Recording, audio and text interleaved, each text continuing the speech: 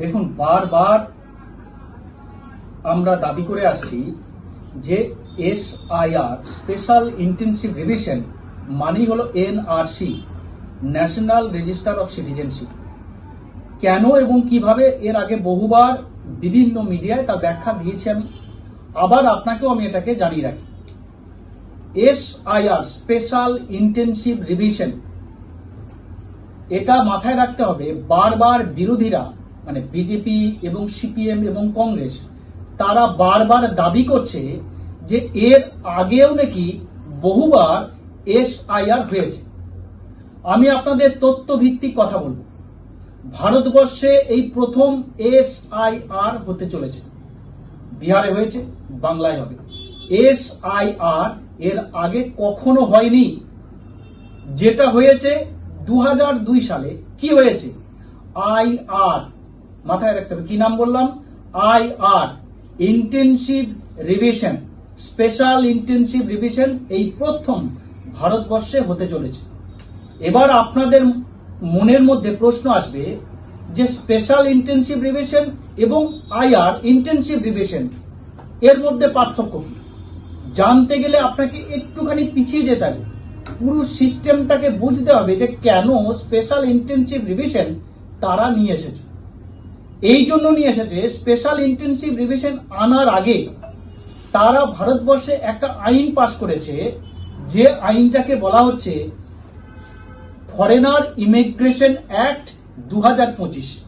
এই বছরে 2025 foreigner immigration act নামে একটা নতুন আইন লাগু করা হয়েছে। এই আইনটা কোথা থেকে হয়েছে? এই আইনটা হয়েছে পাসপোর্ট অ্যাক্ট এবং ফরেনার অ্যাক্ট। পাসপোর্ট অ্যাক্ট এবং এই ফরেনার অ্যাক্ট, এই দুটো অ্যাক্টকে সংযোজন করে, মার্চ করে, জয়েন্ট করে নতুন একটা আইন তৈরি হলো, যেটা ফরেনার ইমিগ্রেশন অ্যাক্ট।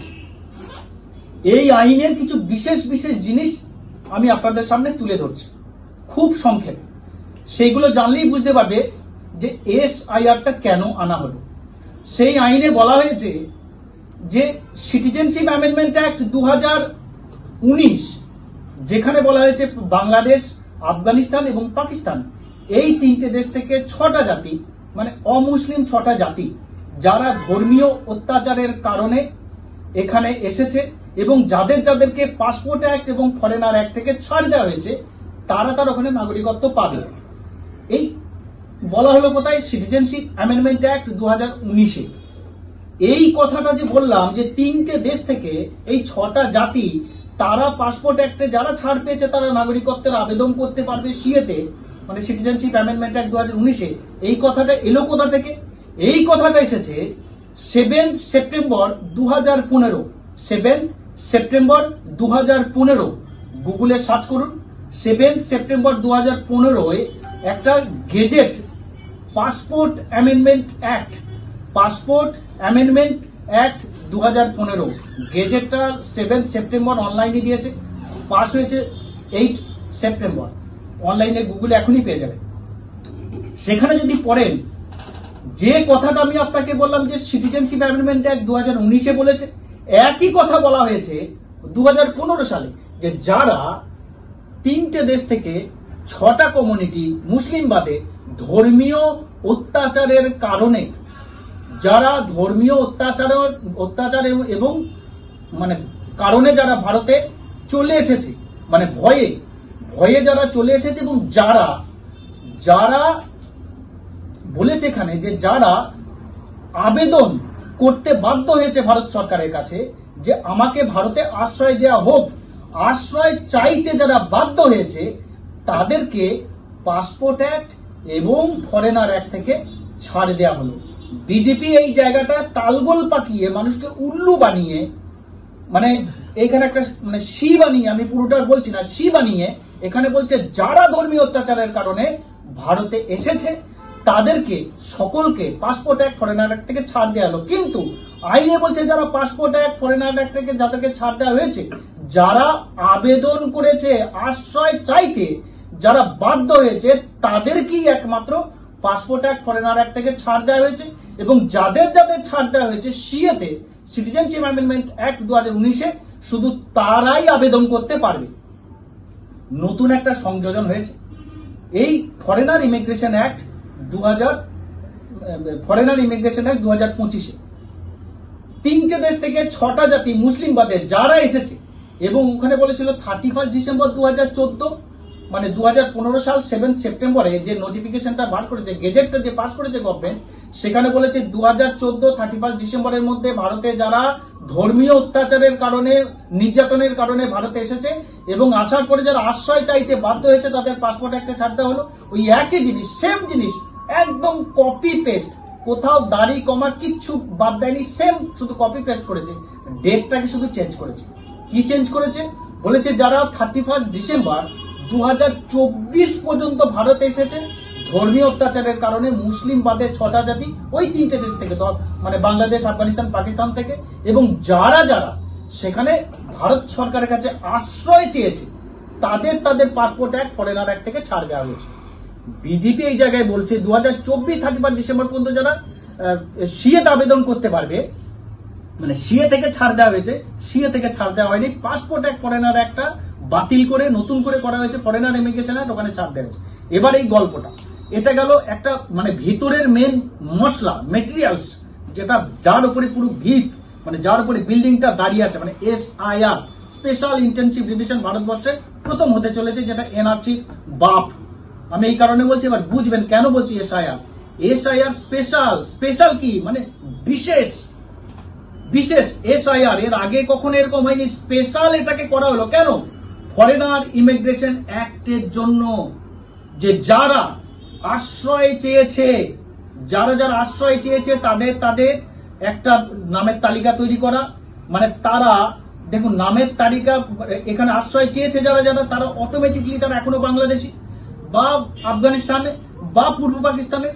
যারা আশ্রয় চায়নি তারা এখনো পর্যন্ত তাহলে মানে তারা হলো অবৈধ অনুপ্রবেশকারী। এই দুটো পার্টকে, মানে একটা হলো আশ্রয় যারা চেয়েছে তাদের SIR এর নাম উঠবে না, কারণ তারা কোনো নাগরিক সার্টিফিকেট পায়নি। আশ্রয় যারা চায়নি তারা তো অটোমেটিকলি অবৈধ অনুপ্রবেশকারী, তাদের নামও উঠবে না। এবার কাদের নাম উঠবে? এখানে গল্পটা বলছে 2002 সালে যাদের SIR এর নাম ছিল, এই কথাটাই তো ঢপের চপ। SIR 2002 সালে হয়নি, এই তো প্রথম হচ্ছে ভারতবর্ষে। 2002 সালে যেটা হয়েছে IR, intensive revision, special intensive revision নয়, তার নামের সাথে এর কি এসে গেল? যারা ভারতীয় শুধুমাত্র তাদের নাম এখানে থাকবে। সংবিধানের 324 নম্বর আর্টিকেলে people representation act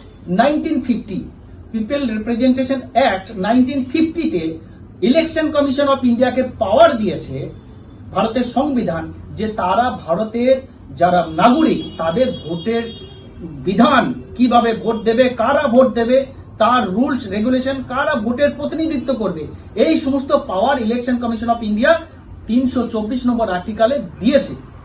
special intensive revision কিন্তু শুধু ওইটাকে কাজে লাগিয়ে ভারতের, দেখুন এনআরসির কাজ কি? ন্যাশনাল রেজিস্টার অফ সিটিজেনশিপ, ভারতের যারা নাগরিক তাদের একটা তালিকা তৈরি করা এবং সেটা মিনিস্ট্রি অফ হোম অ্যাফেয়ার্সকে জমা দেওয়া। ভারতীয় যারা তাদের তালিকা তৈরি করা। SIR, স্পেশাল ইন্টেনসিভ রিভিশনের কাজ কি? যারা ভারতীয় তাদের একটা ভোটের লিস্ট তৈরি করা এবং সেটা ইলেকশন কমিশনকে দেওয়া। কাজ কি হলো? ভারতীয় যারা তাদের ভোটার লিস্ট আর ভারতীয় যারা তাদের একটা তালিকা। একই জিনিস হলো এখানে বাছা 3 ধরনের জিনিস হচ্ছে। যারা প্রকৃত ভারতীয়, বাংলাদেশ থেকে এসে যারা অবৈধভাবে ভোট দিয়েছে, যারা অবৈধ উপায়ে 2002 সালের আগে ভোটার লিস্টে নাম উঠেছে, তাদের বাবার নাগরিকত্ব সার্টিফিকেট দিতে হবে, সিটিজেনশিপ সার্টিফিকেট লাগবে, বাবা মায়ের বার্থ সার্টিফিকেট লাগবে 2003 সালের পরে যারা জন্ম নিয়েছে। অর্থাৎ এই যে জিনিসগুলো এই কয়েকটা ভাগে ভাগ করেছে। একটা হলো যে 2003 সালের পরে যারা জন্ম নিয়েছে বার্থ সার্টিফিকেট মাস্ট। 2003 সালের আগে যারা 1987 সালের মধ্যে, 2003 থেকে 1987 সালের মধ্যে যারা জন্ম নিয়েছে, বাবা এবং মা দুজনের ন্যাশনাল মানে সিটিজেনশিপ সার্টিফিকেট লাগবে। 1987 সালের আগে যদি কারোর জন্ম হয়েছে, বাবা অথবা মা একজনের সিটিজেনশিপ সার্টিফিকেট লাগবে। এই যে টোটাল ব্যাপারটা ঘেঁটে দিয়েছে, এখানে মাথায় রাখতে হবে SIR এটা স্পেশাল, ভারতবর্ষে এর আগে কখনো কোনো জায়গায় হয়নি, এটা প্রথম হতে চলেছে। SIR স্পেশাল ইন্টেনসিভ রিভিশন, যেটা আগে হয়েছে বিজেপির লোক মিথ্যা অপপ্রচার করছে। দেখা গুগলে, দেখা প্রুফ, আমি ওপেন চ্যালেঞ্জ করছি। কারণ বাপের সাধ্যে হলে, এক বাপের বেটা হলে একটা প্রমাণ দেখা SIR হয়েছে বাংলায় আগে, এই প্রথম হতে চলেছে। এটা NRCর বাপ, NRC মানি SIR। তারা বেনাগরিক করতে চায় যারা বাংলাদেশ থেকে এখানে আসার পরে ভারত সরকারের কাছে আবেদন করেছে, তাদেরকে হোল্ডিং এ রাখা। তাদের একটা লিস্ট মোটামুটি ধরে নিন, এই লিস্টটা যদি হয় 50 থেকে 60 লক্ষ লোক আবেদন করেছে, তারা এখানে SIR এর নাম থেকে তারা বাদ যাবে, তারা SIR এর নাম উঠবে না। আর যারা আবেদন করেনি সেই সংখ্যাটা মোটামুটি হলো প্রায় 3.25 কোটির কাছাকাছি। যারা ভয়ে আবেদন করেনি সেই সংখ্যাটা প্রায় 3.25 কোটি আমার হিসাবে। এবং অনেক আছে যারা বার্থ সার্টিফিকেট নেই, জন্মগ্রহণ করেছে বিভিন্ন জায়গায়, বাড়িতে স্বাভাবিকভাবে জন্ম যাদের হয়েছে তাদের অনেকের বার্থ সার্টিফিকেট নেই 2003-এর পরে, সেখান থেকেও বেশ কিছু বাদ যাবে। টোটাল মিলিয়ে ওভারঅল দেখতে গেলে যে এখানে প্রায় 3.5 কোটি নাম বাদ যেতে চলেছে। শান্তনু ঠাকুর ভয়ে এই কথাটা বলছে না, সে বলছে 1.5 কোটি নাম বাদ যাবে। 1.5 কোটি বাদ যাবে না ঠাকুর মশাই, আপনিও জানেন। আর আমিও আপনাকে চ্যালেঞ্জ করে বলতে পারি যে আপনার নাম থাকবে কিনা সন্দেহ আছে। প্রথমে আপনি তো এমপি, আপনার সিটিজেনশিপ সার্টিফিকেট কিভাবে পেয়েছেন কিনা তার ইনকোয়ারি হয়। শান্তনু ঠাকুর, অসীম সরকার সহ এই আপনার আরেকটা আছে আপনার এই মজুমদার, স্বপন মজুমদার, অটোমেটিকলি বিভিন্ন জায়গায় আপনার নিশীথ পরামানিক, এরা ইতিমধ্যে ফ্রন্টে এসে গেছে। এরা বাংলাদেশি, অর্থাৎ এই নামগুলো সবগুলোই বাদ যাবে। স্পেশাল ইন্টেনসিভ রিভিশন, এই বিজেপির বাংলার নেতাদের উপরে ঘাড়ের মধ্যে বন্দুক রেখে অমিত শাহ ফায়ার করছে। এরা হচ্ছে নিজের ঘাড়ে বন্দুক রাখতে দিয়েছে। এরা ভাবছে আমার ঘাড়ে বন্দুক আছে, আমি বিরাট পাওয়ারফুল। স্টিকার আছে কার হাতে? অমিত শাহর হাতে। এরা হচ্ছে বোকা কালিদাস, যে ডালে থাকছে সেই ডালটাকেই কাটছে। ভালো থাকবেন, সুস্থ থাকবেন। আর এই শয়তানগুলোর কথাগুলোকে ভেরিফিকেশন করার জন্য গুগলে সার্চ করবেন। নমস্কার।